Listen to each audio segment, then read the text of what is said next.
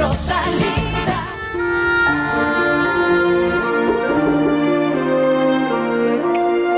Sandali lang.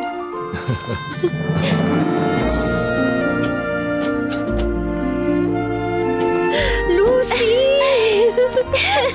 Bakit nandito ka? Rosalinda. Hello, Lucy.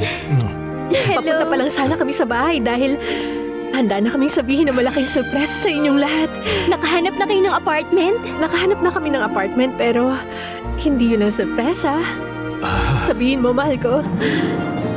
Lucy, magkaka-baby na ako. Ikaw lang ba? Ang ibig kong sabihin, dala ni Rosalinda ang magiging baby ko. Totoo ba yan, Rosalinda? Oo naman, totoo yun, Lucy. Magkaka-baby na kami. Magkakaroon na kami ng anak. Ibig sabihin magiging magulang na kayo. Congratulations. Kamusta naman siya? Mabuti. Nakita mo lang siya dati dito na nagdala ng mga bulaklak. Kasal na kami at magkakaanak na, Gerardo. Oo, kung babalik ka sa araw na yan at makikita siya dito, gagawin mo ba ulit yon?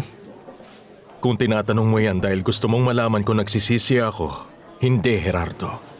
Kung alam mo lang kung gaano ako kasaya, sobrang saya. Pero wala ka ng mama. Pero nandyan siya. Alam ko na mahal niya talaga ako. Ni Rosalinda. Hindi ko alam.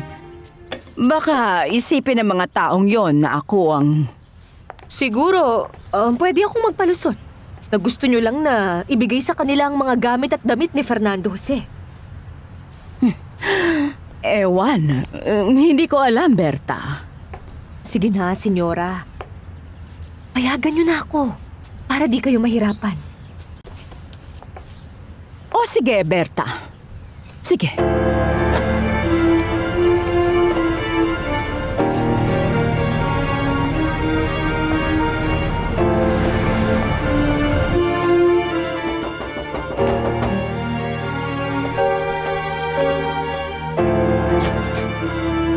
Anong kailangan nyo?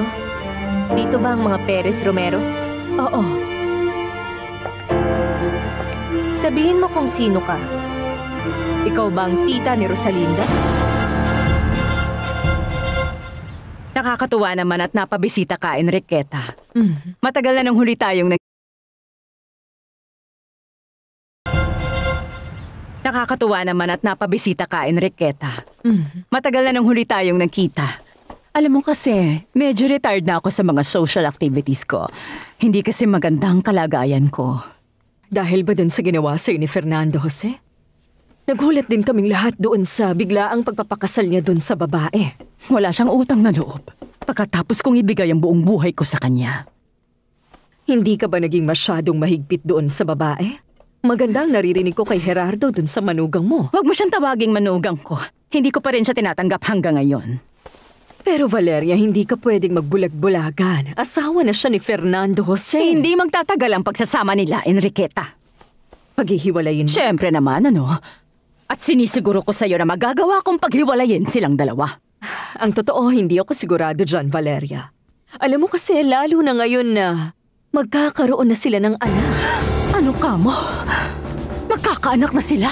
Oo, tama ka, sinabi ni Gerardo. Nagkita sila kanina. Magkakaanak sila? Naisip ko kasi na hindi mo talaga magagawa ang plano mo kasi magkakaroon ka na ng apo. At saka pag lumabas na ang bata, lalambot na ang puso mo. Hindi! Hindi ko matatanggap ang batang yun. Valeria, wag mo na sana idama yung bata. Magmamana ang batang yun doon sa nanay niya. Kaya kailangan makasiguro ako na hindi sila makakapasok dito sa bahay ko. Sino ka naman? Ako si Berta Gomez. Ako ang sekretarya ni Senyora Valeria Altamirano. Napakaganda naman. Bukas yan. Hi, Selena. Beto, saan ka ba galing at ang tagal mong hindi nagparamdam? Galing akong Tijuana. Sobrang na-miss mo ba ako, ha? Oo naman, Beto.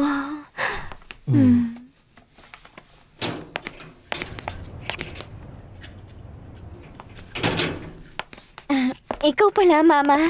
Kababalik lang po ni Beto. Tingnan mo nga naman.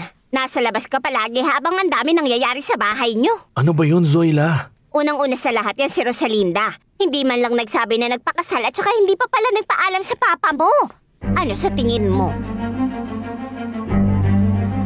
Matagal na akong nagtatrabaho kay Senyora Altamirano. Nandito ako kasi gusto niyang malaman kung nasaan ang anak niya. Para saan? Sa tingin ko hindi mo na kailangang malaman ang rason. Teka nga lang. Tita ka ba ni Rosalinda? Nakwento ka kasi sa akin ni Alfredo. Ganyan pala ang itsura mo. Iba kasi ang naiisip ko. At saka, mukhang maayos ka. Maayos kang tingnan. Tita Marta, may sasabihin kami sa inyo. Berta, anong ginagawa mo rito? Buntis si Rosalinda, kaya kailangan talaga nilang magpakasal. Mukhang gano'n na nga, Beto. Pero hindi lang yan, iho.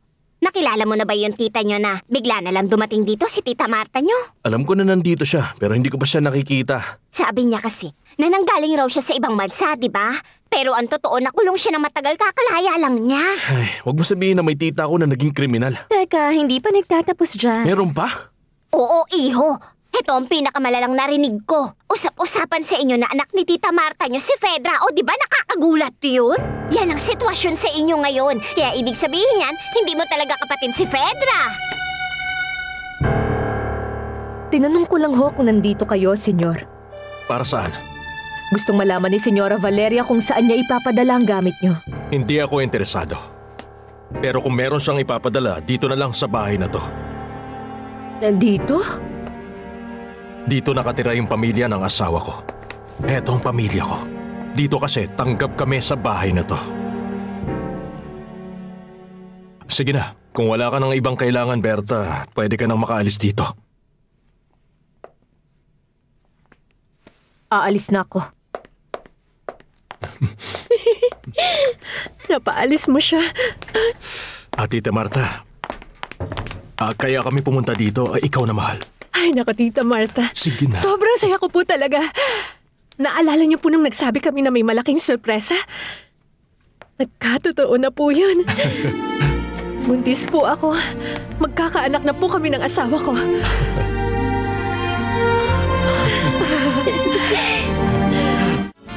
Rosalinda.